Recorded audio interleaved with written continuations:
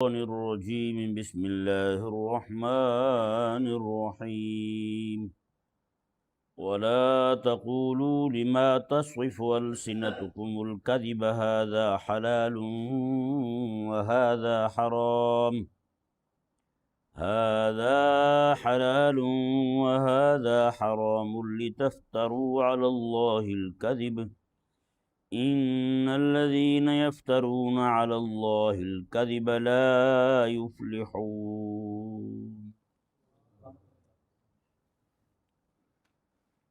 پچھلی آیہ مبارکہ میں اللہ تبارک و تعالی نے اور اس آیہ مبارکہ میں بھی اللہ تبارک و تعالی نے یہ واضح فرمایا کہ تحلیل اور تحریم کا حق فقط اللہ کا ہے، یعنی جسے حلال فرمائے یہ بھی اللہ فرمائے گا، جسے حرام کہے یہ بھی اللہ ہی فرمائے گا، کیونکہ یہودیوں نے اور نصرانیوں نے اور مشرکین نے، ان تینوں گروہوں نے اپنے پیمانے مقرر کر رکھے تھے کہ یہ حلال ہے یہ حرام ہے، اپنی طرف سے کسی شے کو حلال کر دیتے کسی شے کو حرام کر دیتے۔ ایک بہت بڑے عالم گزرے ہیں، انہوں نے اپنے دور میں فرمایا تھا کہ جس طرح یہ لبرل لوگ اللہ تعالیٰ کے حرام کو حلال اور اللہ کی حلال کو حرام کرتے پھرتے ہیں، کہتے ہیں ایسا ایسا یہ معاشرے پر یوں چھا جائیں گے کہ حلال اور حرام کا معاشرے میں کسی کو پتہ ہی نہیں ہوگا کہ کیا حلال ہے کیا حرام ہے، یہ صرف کتابوں میں ملے گا، اس کے علاوہ کہیں نظر نہیں آئے گا۔ سمجھ آئے نا جی؟ یعنی وہ معاشرہ جو مشرک تحلیل اور تحریم کے معاملے میں جہاں مشرک کھڑے تھے، ابو جہل کھڑا تھا، جہاں مکے کا یہودی کھڑا تھا اور جہاں شام کے نصرانی کھڑے تھے، بالکل وہیں پہ یہ معاشرہ پہنچ چکا ہے۔ سمجھ آیا نہیں سمجھ آیا؟ یہ آیہ مبارکہ پہلے ذرا ترجمہ سماعت فرمائیں، پھر میں نے کچھ چند چیزیں اس پہ لکھی ہیں وہ آپ کے سامنے رکھتا ہوں۔ اللہ تبارک و تعالیٰ نے فرمایا کہ وَلَا تَقُولُوا لِمَا تَصِفُ أَلْسِنَتُكُمُ الْكَذِبَ، فرمایا کہ تم نہ کہو وہ بات جسے تمہاری زبان نے جھوٹ کے طور پہ گھڑ لیا ہے، تمہاری زبان نے جھوٹ کے طور پہ گھڑ لیا ہے، هذا حلال وهذا حرام، تم یہ کہتے پھرتے کہ یہ حلال ہے اور یہ حرام ہے۔ اپنی طرف سے تمہیں کس نے کہا ہے کہ تم حلال اور حرام کی تقسیم کرتے پھرو؟ یہ تمہارا حق ہی نہیں ہے۔ تمہیں اختیار کس نے دیا ہے کہ کسی شے کو حلال کہہ دو کسی شے کو حرام کہہ دو؟ یہ تو کام ہی اللہ کا ہے، یہ تو شان ہی اللہ کی ہے۔ تم کون ہوتے ہو اللہ تبارک و تعالیٰ کی شان میں دست درازی کرنے والے ہیں؟ اللہ کے اختیارات پہ قبضہ کرنے والے تم کون ہوتے ہو؟ اللہ تعالیٰ کے اختیارات اپنے نام کرنے والے تم کون ہوتے ہو؟ کس شے کو حلال ٹھہرانا ہے کس شے کو حرام ٹھہرانا ہے یہ اللہ کا کام، تمہارا تو کام ہی نہیں ہے۔ کہ نہیں سمجھ آئی؟ بھئی کسی فیکٹری میں قوانین کون بنائے گا؟ فیکٹری کا مالک بنائے گا نا، کسی اور کو اختیار ہے؟ کسی اور کو اختیار نہیں ہے۔ کسی اور فیکٹری کا مالک جو ہے وہ ساتھ والی فیکٹری میں گھس کے ان کو کہے جی آپ نے صبح اتنے بجے آنا ہے، دوپہر کو اتنے بجے آپ نے تفریح کرنی بریک کرنی ہے، اور شام کو اتنے بجے آپ کو چھٹی ہوگی۔ سمجھ آیا نا؟ تو وہ فیکٹری کے مالک ناراض نہیں ہوگا؟ او بھئی آپ اپنا کام دیکھو، آپ میرے معاملات میں کیوں گھس رہے ہو؟ میں نے آپ کو کہا ہے، میں نے آپ کو اختیار دیا ہے کہ آپ میرے معاملات دیکھو، میرے ورکر ہے نا، میں جیسے چلاؤں میں جیسے چاہوں چلاؤں۔ یہاں فیکٹری کا مالک کسی دوسری فیکٹری کے مالک کو اپنے معاملات میں گھسنے نہیں دیتا، یہاں مالک کو نہیں گھسنے دیتا، تو وہ تو خالق اور مالک ہے، اس مالک کے سامنے تو کوئی مالک ہے ہی کوئی نہیں۔ یہ یہودی، یہ نصرانی، یہ مشرک اور یہ لبرل، یہ ہوتے کون ہیں؟ اللہ کے بندوں پر اپنی سوچ اور اپنی فکر مسلط کرنے والے۔ سمجھ نہیں آیا مسئلہ؟ یہ کون ہوتے ہیں؟ تو بتائیں، جب ایک فیکٹری کا مالک دوسرے مالک کی اپنے معاملات میں دست اندازی کو برداشت نہیں کرتا، تو خالق اور مالک ان کو کیسے معاف فرمائے گا؟ یہ تو ہیں ہی کچھ نہیں، ان کی تو اوقات ہی کوئی نہیں۔ یہ خالق اور مالک جو ہے اس کے بندوں پر، اس کے بندوں کو رب کے احکامات سے پھیرتے پھرتے ہیں۔ اللہ تبارک و تعالیٰ نے ارشاد فرمایا لِتَفْتَرُوا عَلَى اللَّهِ الْكَذِبَ، میں تم اللہ کی ذات پر جھوٹ گھڑتے پھرتے ہو، اللہ کی ذات پر جھوٹ گھڑتے پھرتے ہو کہ تم یہ کہتے ہو یہ حلال ہے یہ حرام ہے، تو تمہیں کہا کس نے ہے؟ اللہ اکبر کبیرہ۔ اللہ تعالیٰ نے آگے ارشاد فرمایا ان الذین یفترون علی اللہ الکذب لا یفلحون، بے شک وہ لوگ جو اللہ کی ذات پر جھوٹ گھڑتے ہیں، جھوٹ منسوب کرتے ہیں اللہ تعالیٰ کی ذات پر، لا یفلحون، وہ کبھی بھی کامیاب نہیں۔ یہ چند مثالیں ذرا سماعت فرمائیں، پھر آخر میں اگلی آیت مبارکہ کا بھی ترجمہ کرتے ہیں۔ معاملہ یہ ہے جیسے یہودیوں کے ساتھ ہوا، جیسے مشرکین کے ساتھ ہوا، جیسے نصرانیوں کے ساتھ ہوا۔ سب سے پہلے انہوں نے اللہ تبارک و تعالیٰ کے اختیار پر وہ دست درازی کی، اللہ کے اختیار کو اپنے نام کرنے کی کوشش کی، یعنی تحلیل اور تحریم کا حق اللہ کا ہے، انہوں نے یہ حق اللہ تبارک و تعالیٰ کا اپنے نام کرنے کی کوشش کی کہ خود ہی چیزوں کو حلال اور حرام کرنے لگے۔ پھر ایسا معاملہ آیا ان پر کہ اللہ تبارک و تعالیٰ نے ان کے دلوں میں حلال کی نفرت ڈال دی اور حرام کی محبت ڈال دی۔ سمجھیے، آج بالکل وہی معاملہ ہو چکا ہے۔ یہ جتنے بھی معاملات میں آپ کے سامنے رکھوں گا، یہ آج بھی اس وقت بھی یہ سب سے پہلے یہودیوں میں اور نصرانیوں میں آئے ہیں، وہاں سے یہاں آ رہے ہیں، وہاں سے یہاں آ رہے ہیں۔ میرے کریم آقا علیہ السلام نے ارشاد فرمایا میں کہ تمہارا حساب تم ان کی اتنی پیروی کرو گے، اگر وہ گو کے سوراخ میں سر پھنسائیں گے نا، حضور فرماتے تم بھی پھنساؤ گے۔ اور کریم آقا علیہ السلام نے ارشاد فرمایا کہ اگر وہ اپنی ماں کے ساتھ بدکاری کرنے کو فیشن بنا لیں گے، کہیں گے یہ ٹھیک کام ہے، کچھ بھی نہیں ہوتا بھائی، میرے آقا علیہ السلام نے فرمایا کہ پیچھے تم بھی نہیں رہو گے، یعنی یہ لوگ جو ہیں یہ بھی پیچھے نہیں رہیں گے۔ اور اگلے الفاظ حضور کے کیا ہیں؟ میرے آقا علیہ السلام نے ارشاد فرمایا کہ تمہارا حساب یہودیوں اور نصرانیوں کے ساتھ ایسے ہو جائے گا جیسے دو جوتے پڑے ہوتے ہیں، حزب النعل بالنعل، جوتا جوتے کے برابر ہوتا ہے، ایک دوسرے سے چھوٹا بڑا نہیں ہوتا۔ دیکھیں آپ نے کبھی جوتے چھوٹے بڑا ہو؟ دونوں پاؤں ایک جیسے ہوتے ہیں؟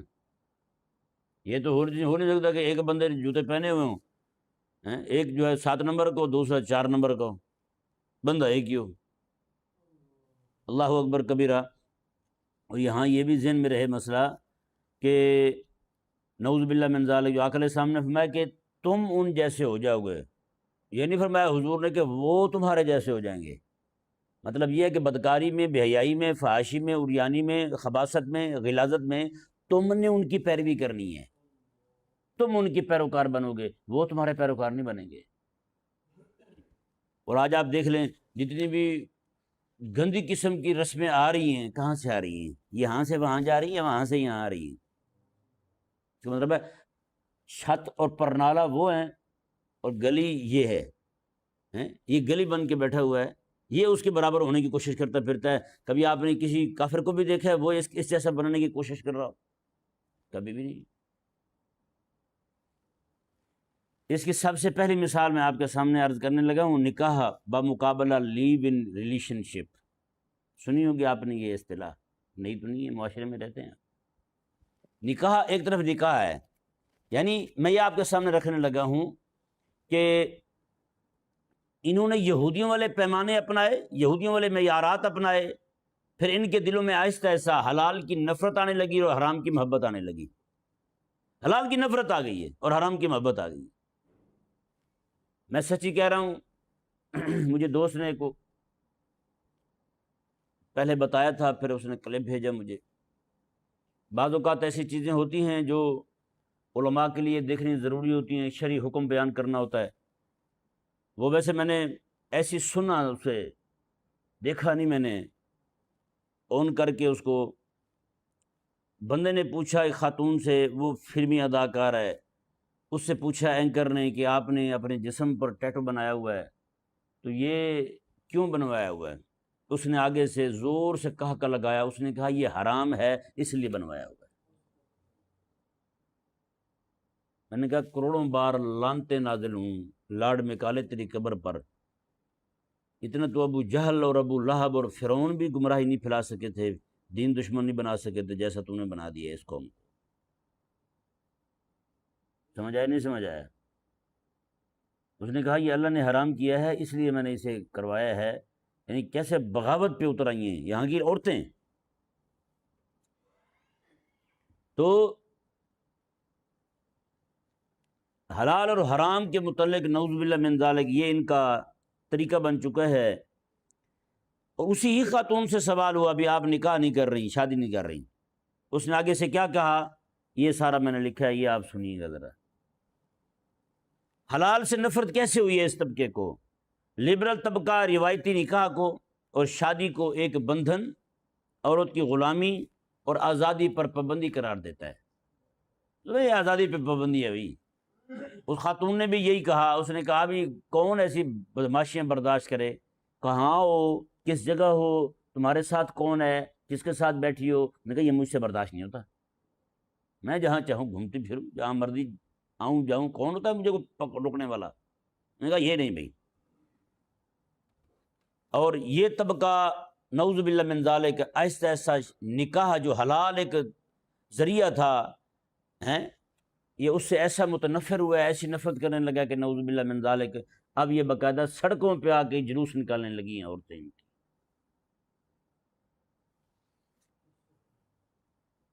حرام سے پھر محبت کیسے پیدا ہوئی ہے وہ ذرا دیکھیں۔ بغیر نکاح کے مرد عورت کا ایک ساتھ رہنا یہ فیشن ہے۔ یہ کیا ہے؟ فیشن ہے۔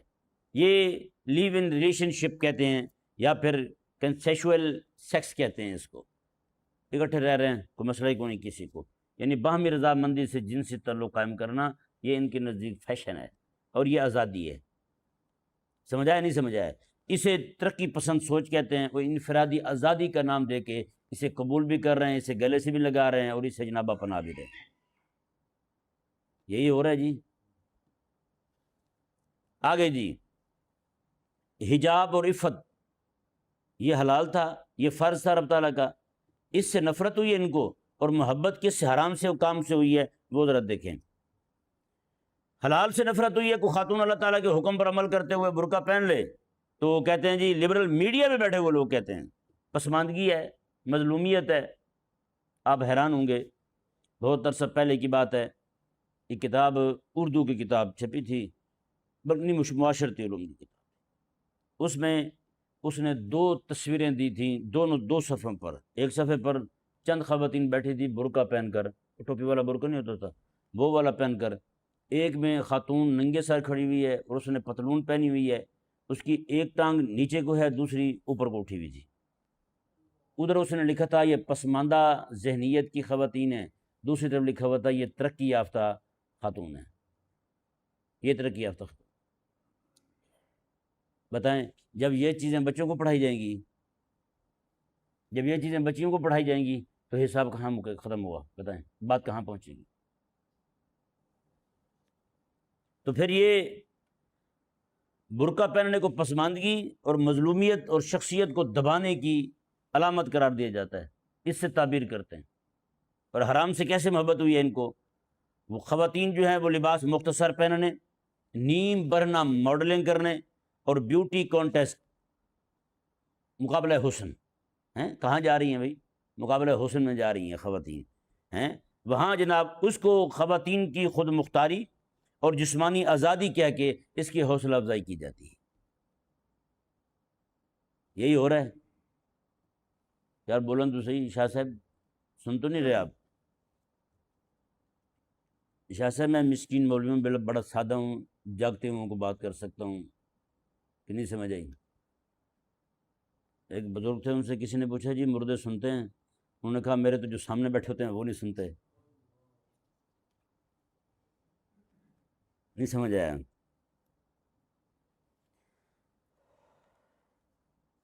حرام سے پاکیزہ کمائی جو ہے نا، پاکیزہ کمائی، اور اس کے مقابلے میں پاکیزہ کمائی سے نفرت یوں بڑھی ہے، اور حرام سے محبت کیسے آئی ہے وہ یہ ذرا دیکھیں۔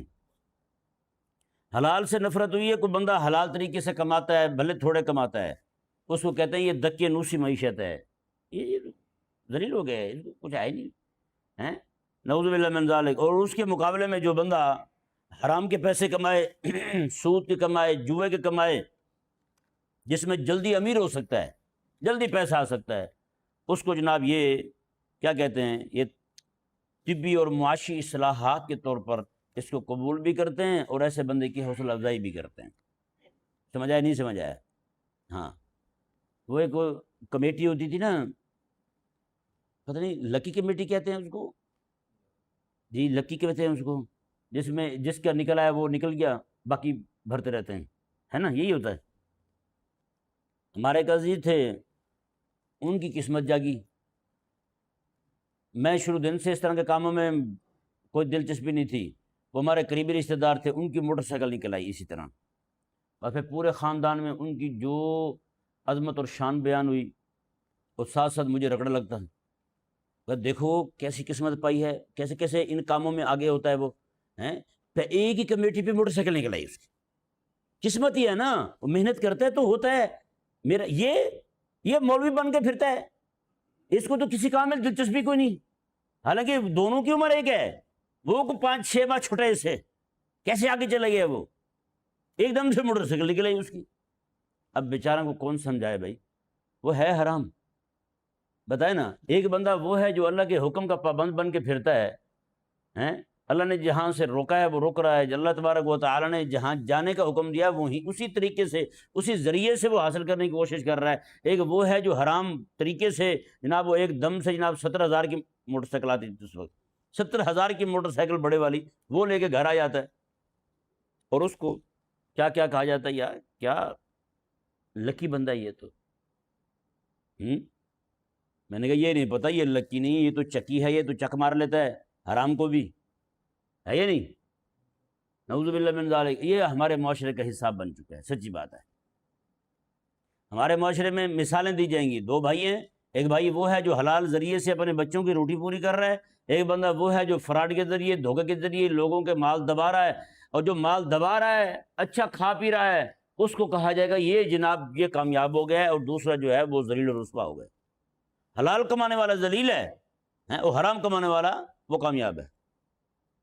یہ ہماری نعوذ باللہ من ذالک، یہ جو ہم نے حلال سے نفرت کی تھی اور حرام سے محبت کی تھی، یہ ہمارے پیمانے اور معیارات بھی یوں ہی بدل گئے ہیں، ہم عزت کا معیار ہی پیسے کو قرار دیتے ہیں۔ آج بتائیں نا، عزت اور ادب کس چیز کا ہے؟ پیسے کا ہے یا نہیں؟ علم کا ادب ہے؟ پیسے کا ادب کی جاتا ہے، جس کے پاس جتنا پیسہ ہے اس کا اتنا ہی ادب ہے، جس کے پاس پیسہ کم ہوتا چلا جائے گا اس کا ادب یوں ہی کم ہوتا چلا جائے گا، ہے؟ تو میں سچی بات ہے کئی بار یہ غور کرتا ہوں، جس کے پاس جتنا پیسہ بڑھتا جاتا ہے اتنا اس کا رویہ جو ہے وہ بھی اونچا ہوتا جاتا ہے، وہ چاہتا ہے کہ میرا ادب جو ہے وہ یوں کیا جائے، میں جناب میں فلاں میرے سامنے کو بولے نا بھائی، جب پیسے نہیں تھے ہر ایک کی سنتا تھا، پیسے آ گئے میں نہیں سنتا ہی نہیں، میں تو پڑ جاتا ہوں بھائی، یہ حساب ہے میرا بھائی، کہتے نہیں کہتے؟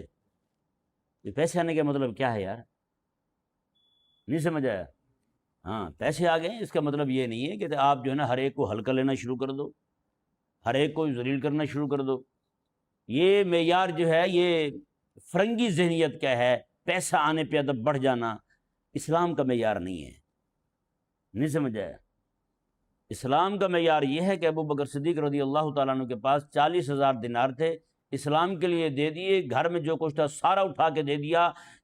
میرے آقا علیہ السلام کی امت میں سب سے پہلا نمبر بھی ابو بکر صدیق کا کھڑا ہوا ہے، پاس تو کچھ بھی نہیں ہے، پھر بھی سب سے پہلے ابو بکر صدیق ہیں۔ حضرت عبد الرحمن بن عوف ہیں، کتنے امیر بندے تھے اس وقت کے، آج کے ارب پتی کھرب پتی اس سے بھی اگلے پتی وہ مقابلے نہیں کر سکتے حضرت عبد الرحمن بن عوف رضی اللہ تعالیٰ عنہ کی دولت کا، اتنی دولت تھی، اتنا سونا تھا کہ جب آپ کا وصال شریف ہوا نا تو سونا کاٹتے ہوئے آریاں ٹوٹ گئی تھیں، بتائیں آریاں ٹوٹ گئی تھی سونا کاٹتے ہوئے، اتنا سونا تھا حضرت عبد الرحمن بن عوف رضی اللہ تعالیٰ عنہ کے پاس۔ اور وہ دیتے کیسے تھے؟ 50,000 ہزار دینار کے باغ خریدتے، بڑے بڑے باغ خریدتے، یہ آقا علیہ السلام کے ازواج مطہرات کو دے دیں، یہ بدر والے صحابہ کو دے دیں، یہ فلاں کو دے دیں، یہ فلاں کو دے دیں، اتنا بڑا تاجر، اتنا مال ان کے پاس۔ لیکن میرے آقا علیہ السلام نے جب نام شمار کی نا، وما ابو بکر فی الجنہ، عمر فی الجنہ، عثمان فی الجنہ، علی فی الجنہ، عبد الرحمن بن عوف رضی اللہ تعالیٰ عنہ کا نام ان چاروں کے بعد آ رہا ہے، سمجھیے، ان کے بعد آ رہا ہے۔ حضرت عائشہ پاک بھی فرماتی ہیں آقا علیہ السلام نے کبھی کسی بندے کی تعریف اس کے مال کی وجہ سے نہیں کی تھی، اس کے مال کی وجہ سے نہیں کی تھی، بلکہ فرماتی ہیں کہ آقا علیہ السلام جب بھی کسی کی تعریف کرتے تھے ہمیشہ اس کے دین کی وجہ سے تعریف کرتے تھے۔ بس عزت ہے میرے آقا علیہ السلام کا دیے وہ معیار یہی ہے بھائی، کسی کی عزت ہے، کسی کے کچھ ہے، وہ صرف اور صرف حضور کے دین کے ساتھ وفا کی وجہ سے ہے۔ اگر دین کے ساتھ وفا ہے تو وہ سر آنکھوں پر، اگر دین کے ساتھ وفا نہیں ہے تو بھائی ٹھیکری کا بھی نہیں ہے وہ بندہ، سمجھ نہیں آئی؟ ہاں، اب دیکھیں جی، حلال جو تفریح ہے، جیسے ہمارے ہاں پہلے ہوتا تھا، چار لوگ اکٹھے بیٹھ جاتے تھے آپس میں، رشتہ دار اکٹھے ہو جاتے تھے، بیٹھ کے باتیں کر لیتے تھے، یہی ہوتا تھا، یہ نہیں ہوتا تھا؟ رات کو کھانا کھانے کے بعد ایک دوسرے کے گھر میں جمع ہو جاتے تھے، چچا کے گھر چلے گئے، تایا کے گھر چلے گئے، پھپھو کے گھر چلے گئے، یا کوئی قریبی رشتہ دار اور ہوتے تو ان کے ہاں چلے جاتے تھے، پہلے یہی ہوتا تھا، یہ نہیں ہوتا تھا۔ اب ان لوگوں کو اس سے نفرت ہونے لگی ہے، اب یہ باقاعدہ آوازیں بلند ہونے لگی ہیں کہ مجھے پھپھو سے نفرت ہے، چاچی سے نفرت ہے، تائی سے نفرت ہے، سب سے نفرت ہے، اور محبت ہے تو کس سے ہے؟ حرام تعلق سے۔ سمجھ آیا نہیں سمجھ آیا؟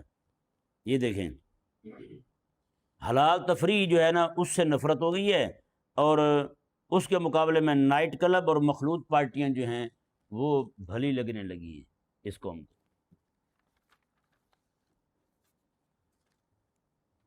اور نعوذ باللہ من ذالک اپنوں کے پاس بیٹھنے کو یہ بورنگ ماحول سمجھتے ہیں، یہ بور کرنے والا ماحول ہے، ان کے ساتھ بیٹھ کے باتیں کیا کریں گے؟ کوئی بات ہے ہی نہیں ان کی، ان سے کرنے والی کوئی بات ہے ہی نہیں، ان کو سنانے والی کچھ بھی نہیں ہے ہمارے پاس، نعوذ باللہ من ذالک۔ اس کے مقابلے میں کون سی شے اس معاشرے میں در آئی ہے؟ حلال سے نفرت ہوئی تو حرام کیا آیا ہے جو ان کا محبوب بنے؟ نائٹ لائف، شراب نوشی، ڈانسز پارٹیاں ہیں، مخلوط محفلوں کو جہاں حیا کی ساری حدیں پار ہو جاتی ہیں، وہ ان کو ماڈرن سوشل لائف ہیں اور ذہنی سکون کا ذریعہ بتا کر ان کو جناب اپنایا جا رہا ہے ہمارے اپنے معاشرے میں۔ کیا آپ کے علم میں نہیں ہے کہ ایسی کلب پارٹیاں، ایسے کلب جو ہیں ان میں پارٹیاں ہوتی ہیں، یہ پاکستان میں بھی بن چکے ہیں، بلکہ لاہور میں بن چکے ہیں، خیر لاہور میں بن چکے ہیں اب تو۔ اللہ اکبر کبیرہ۔ حلال گوشت، حلال سے نفرت کی ہے انہوں نے، پھر آگے ان کے ہاتھ آیا کیا ہے وہ بھی ذرا دیکھ لیں۔ حلال سے یوں نفرت کی ہے، ایک مفتی صاحب تھے وہ بتانے لگے کہ جی میں نے گھر ان کا بڑا تھا، کہتے میں نے بھینس رکھی ہوئی تھی، ساتھ میرے کو افسر رہتا تھا، اس نے رپورٹ کر دی، میرے پاس آ گئے، ساتھ وہ افسر صاحب بھی تشریف لائے، مجھے کہنے لگے جی آپ نے بھینس رکھی ہوئی ہے اپنے گھر میں، اپنی حویلی میں۔ میں نے کہا تو پھر حلال ہے نا، حرام تو نہیں ہے؟ کہتا جی اس سے تو یہ ہوتا ہے تو وہ ہوتا ہے۔ میں نے کہا جی آپ نے اپنے گھر میں کتے رکھے ہوئے ہیں، وہ بھی 3، تو وہ کتے، کہتا جی کتے کیا کہتے ہیں؟ کتے تو کچھ بھی نہیں کہتے۔ اب دیکھیں نا، حلال سے نفرت ہوئی ہے تو حرام سے محبت کیسے آئی ہے؟ غائب برداشت نہیں ہے۔ آپ ڈیفینس میں چلے جائیں، پورے ڈیفینس میں کوئی بندہ بکری نہیں رکھ سکتا ہے بکری؟ کیونکہ کتے گھروں میں بیڈ پہ سوئے ہوئے ہیں، کتے بیڈ پہ سوئے ہوئے ہیں، اپنا ابا بوڑھا وہ اولڈ ایج ہوم میں پڑا ہوا ہے، اور کتے کا بچہ بیڈ پہ پڑا ہوا ہے، اس سے بڑھ کر اور کیا ہوگا؟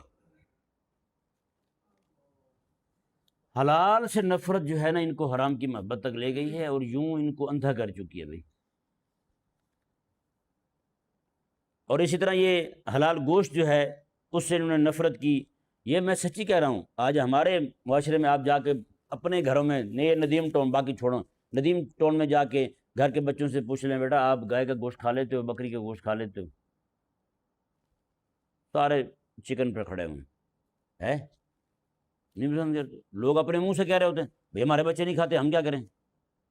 آخر کس نے ان کو نفرت دلائی ہے بھائی؟ جو اللہ تبارک و تعالیٰ کی ایک پیدا کردہ چیز تھی، اس سے نفرت کس نے دلائی ہے ان کو؟ آج نفرت کر رہے ہیں نا، گھن کھا رہے ہیں، گھن آ رہی ہے ان کو اسے۔ اللہ اکبر کبیرہ۔ پھر جناب یہ گوشت جو ان کے منہ کو لگے جی، وہ مشینی گوشت ہے جی، وہ تیار کر کے مصنوعی طریقوں سے لیبارٹریوں سے تیار کردہ گوشت جو ہے وہ ان کو پسند آنے لگا ہے، وہ کھا رہے ہیں۔ اور ایسے مغربی کھانوں کی وکالت کرتے ہیں جن میں شریعت کے حرام کردہ اجزاء جیسے خنزیر کی چربی ہے اور باقی چیزیں اس میں شامل ہوتی ہیں۔ اسے سائنسی ترقی بھی کہتے ہیں اور جدید طرز غذا بھی کہتے ہیں، اور اسے قبول بھی کر رہے ہیں۔ سمجھیے، میں نے پہلے بھی بتایا تھا، ہمارے ایک بڑے مخلص دوست ہیں، وہ بتا رہے تھے، کہتے ہیں کہ ایک یورپی ملک ہے، نام لے لینا مناسب نہیں ہے، کیا بندہ نام لے منوسوں گا، کہتے ہیں وہاں سب سے مہنگی کافی جو ہے وہ بلی کی پوٹی کی تیار کی جاتی ہے۔ بتائیں، بلی کی گندگی کی، فضلے کی، وہ تیار ہوتی ہے، بلی کو گندم کھلا کے اس کے ذریعے پھر وہ جو فضلہ کرتی ہے اس کی جو کافی تیار ہوتی ہے، تو کہتے ہیں انگریز کہتے ہیں او یس، بڑا مزہ آیا۔ بتائیں، وہ پینے لگ گئے ہیں تو یہ چھوڑیں گے؟ یہ بھی جب وہاں پہنچیں گے انہوں نے بھی 2-4 چسکیاں لے ہی لینی ہیں۔ اللہ اکبر کبیرہ۔ اچھا، حلال سے نفرت ہوئی ہے جی، والد اور شوہر کی قوامیت۔ اللہ نے قرآن میں فرمایا ہے الرجال قوامون، مرد تم پر افسر ہیں عورتوں پر۔ انہوں نے مرد کی سربراہی سے انکار کیا ہے، وہ چاہے ابا ہو یا شوہر ہو یا بھائی ہو بڑا، ان کی سربراہی سے انکار کیا انہوں نے، نعوذ باللہ من ذالک۔ انہوں نے یہ کہا کہ اب ہم ابا کی نعرے لگائے تھے، میں نے پہلے بھی بتایا تھا، ابا سے لیں گے آزادی، بھیا سے لیں گے آزادی، شوہر سے لیں گے آزادی، یہ انہوں نے نعرے لگائے، باقاعدہ لاہور کی سڑکوں پہ لگے ہیں یہ نعرے۔ جو خاتون اپنے شوہر کو پانی پلانے کو، ایک گلاس پانی پلانے کو غلامی تصور کرتی ہے اور دکیہ نوسیت کہتی ہے، وہی عورت 600 بندے جہاز میں بیٹھے ہوئے ایک ایک بندے تک پانی بھی دیتی پھرتی ہے، کافی اور چائے بھی پلاتی پھرتی ہے، وہ اس کے لیے وہ آزادی ہے۔ ایک شوہر کی خدمت ان کے لیے غلامی ہے، اور 600 بندوں کی خدمت کیا ہے؟ وہ فیشن ہے۔ اللہ تعالیٰ مت نہ مارے کسی کی، سچی بات۔ اللہ تعالیٰ نے سورہ بقرہ شریف کے 2 صفحے پہ یہ ارشاد فرمایا، لا یشعرون، میں یہ میرے دین کے دشمن بنے ہیں، میں نے ان سے عقل اور شعور کی نعمت چھین لی ہے۔ عقل اور شعور نہیں رہا ان کے پاس۔ سمجھایا نہیں سمجھایا؟ اللہ اکبر کبیرہ۔ یہ آگے بہت ساری چیزیں ہیں بیان کرنے والی، کیا کہیں، 1-2 چیزیں میں یہاں بیان کرنا ضروری سمجھتا ہوں، نعوذ باللہ من ذالک۔ اب تو عورتیں یہ بھی بچے جننے سے بھی نفرت کا اظہار کر رہی ہیں، باقاعدہ پلے کارڈ اٹھا کے مارچ میں جاتی ہیں کہ میں بچے جننے والی مشین تھوڑی ہوں۔ سمجھایا نہیں سمجھایا؟ آج تو نعوذ باللہ من ذالک معاملہ یہاں تک پہنچ چکا ہے کہ عورتیں تاجیر رحم کا معاملہ آ گیا ہے کہ عورتیں جو ہیں وہ بچے جننا ہی نہیں چاہتی، وہ مرد اور عورت کا پانی لے کر کے کسی عورت کا پیٹ کرائے پہ لے کے وہاں مرد اور عورت کا پانی کسی اور عورت کے پیٹ میں رکھا جاتا ہے، وہاں سے جب بچہ پیدا ہوتا ہے تو وہ یہ جوڑا لے لیتا ہے جنہوں نے اس عورت کا پیٹ کرائے پہ لیا ہوتا ہے۔ پتہ ہے آپ کو کہاں بات جا پہنچی ہے؟ یہ معاملات یہاں آ چکے ہیں، یہ پہلے انگریزوں نے کیا تھا، پھر یہاں آ گئے۔ وہ عورتیں جو ہاؤس وائف نہیں ہوتی وہ یہ کام کرتی ہیں، وہ کام پہ ہوتے ہیں، سارا دن نوکریاں کرتی ہیں، مرد بھی نوکریاں کرتے ہیں، عورتیں بھی نوکریاں کرتے ہیں، یہ پھر یوں معاملہ ہوتا ہے۔ آج بھی کتنے سارے، ایک دوست ہیں وہ مجھے بتا رہے تھے، وہ باہر رہتے ہیں، وہ کہتے ہیں حضرت کیا بتائیں، عورتیں جو ہیں اپنے بچوں کو آیا کے حوالے کر کے آتی ہیں، یہ باقاعدہ سکول بن چکے ہیں، پاکستان میں سکول بن چکے ہیں، ایسے ادارے بن چکے ہیں، کوئی بھی بندہ کہیں جانا چاہتا ہے صبح سے شام تک یا کچھ دنوں کے لیے، اپنے بچے اس ادارے کو دے اور وہ خود چلا جائے، واپس آئے اور اپنے پیسے دے دے ان کو تو خود اپنا بچہ لے جائے۔ یہ کہتے ہیں یہ پاکستان میں بھی کام ہو چکا ہے شروع، بچے ان کے حوالے کیے اور خود نکل گیا۔ مجھے دوست باہر رہتے ہیں، وہ بتا رہے تھے، انہوں نے کہا جی یہاں خواتین جو ہیں اپنے بچے وہ آیا کے حوالے کر کے جاتی ہیں، اور جو کتے کے بچے ہوتے ہیں ان کو ساتھ اپنے آفس لے جاتی ہیں، کتے کے بچے ساتھ جاتے ہیں، اپنے بچے وہاں ہوتے ہیں۔ کتے کی دیکھ بھال ہو سکتی ہے، اپنے بچے کی دیکھ بھال کرنا وہ مشکل لگتا ہے۔ حلال سے جب نفرت کرو گے بھائی، حرام کی محبت، حرام کی بلکہ محبت نہیں، حرام کی نوکری تمہارے دل میں آئے گی، اللہ نے تمہیں یوں ذلیل کرنا ہے، حرام کا نوکر بنا دینا ہے۔ ہے یا نہیں؟ کیا ان کو نہیں پتا وہ خاتون جو اپنے شوہر کی خدمت کرنا جناب وہ ظلم سمجھتی ہے، زیادتی سمجھتی ہے، وہی خاتون 600 بندوں کو کافی دے رہی ہے، اور کوئی بھی بندہ چوڑے سے چوڑا بندہ بھی جناب تھوڑی سی بیل دے جناب یس سر یہ کہتی پھرتی ہے، یہ ذلت نہیں ہے تو اور کیا ہے بھائی؟ لیکن کوئی سمجھے نہ تو پھر کیا کہیں؟ نعوذ باللہ من ذالک۔ حلال سے نفرت ہوئی ہے جی، معاملہ یہاں تک پہنچ چکا ہے، ایک ایک بات جو ہے وہ اب تو خیر اس سے معاملہ جو ہے وہ آگے آ چکا ہے۔ یہ میں صرف آپ کو سنگل مدر ہوڈ یہ سنگل مدر ہوڈ جو ہے نا، یہ صرف میں اصطلاح بول رہا ہوں، اس کو کھولتا نہیں ہوں، آپ خود جو سمجھدار ہیں وہ سمجھ جائیں گے کہ یہ اس کا مطلب کیا ہے اور یہ معاملہ کہاں تک پہنچ چکا ہے۔ یہ ہے جی رب تبارک و تعالیٰ سے حلال، رب تعالیٰ کے حلال تحلیل اور تحریم کا جو حق ہے اس پر قبضہ کرنے کی کوشش جو ہے اللہ یوں ذلیل کرتا ہے بندے کو کہ وہ بندہ کسی کھاتے جو نہیں رہتا۔ دیکھیں جی آیہ مبارکہ کا ترجمہ سن لیں، وَلَا تَقُولُوا لِمَا تَصِفُ أَلْسِنَتُكُمُ الْكَذِبَ هَذَا حَلَالٌ وَهَذَا حَرَامٌ، میں تم اپنی زبانوں سے گھڑ کر یوں نہ کہہ دو جھوٹ کہ یہ حلال ہے اور یہ حرام ہے، لِتَفْتَرُوا عَلَى اللَّهِ الْكَذِبَ، تم اللہ کی ذات پہ جھوٹ گھڑ رہے ہو، إِنَّ الَّذِينَ يَفْتَرُونَ عَلَى اللَّهِ الْكَذِبَ لَا يُفْلِحُونَ، بے شک وہ لوگ جو اللہ کی ذات پہ جھوٹ گھڑتے ہیں وہ کامیاب نہیں ہو سکتے۔ متاع قلیل، اللہ نے فرمایا یہ دنیا کا سامان بہت تھوڑا ہے، یہ برتنا دنیا میں بہت تھوڑا ہے، یہ اسی کے پیچھے لگ کے تم میرا جو حق ہے تحلیل اور تحریم کا اس کے پیچھے نہ پڑو، اپنی آخرت برباد نہ کرو۔ وَلَهُمْ عَذَابٌ عَلِيمٌ، اللہ نے فرمایا ان کے لیے دردناک عذاب ہے۔ یہ ذہن میرے دردناک عذاب جہاں بھی آئے گا وہاں اسی بندے کے لیے آئے گا جو کافر ہو، یعنی جو اللہ تعالیٰ کی شان تعلیل اور تحریم پر جو ہے وہ اختیار رکھنے کی ایک اعلان کرتا ہے، وہ کہتا ہے جی میں اس کا اختیار رکھتا ہوں، میں جسے چاہوں حلال کر دوں، جسے چاہوں حرام کر دوں، جو شاید میرا دل چاہے گا جو حلال ہے وہی حلال ہے، جو میرا دل چاہے گا حرام ہے وہی حرام ہے۔ تو یہ یقینی بات ہے بھائی وہ بندہ جو ہے کافر ہو چکا ہے، کیا ہو چکا ہے؟ کافر ہو چکا ہے۔